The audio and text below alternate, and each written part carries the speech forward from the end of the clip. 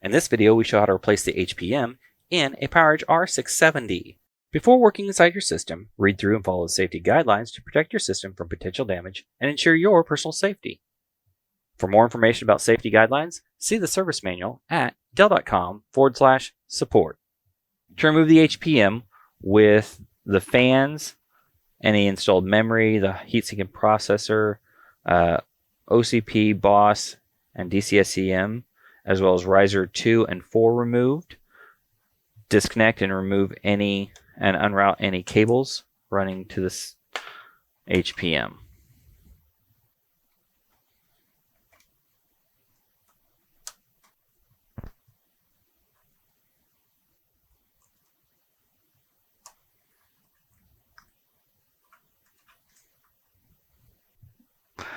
Okay, disconnect.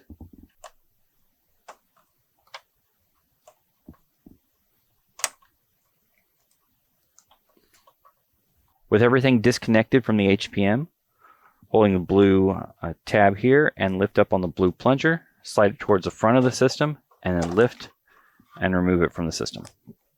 To install the HPM, align and lower it into the system, and slide it towards the rear to lock it into place. Reconnect and reroute all the cables.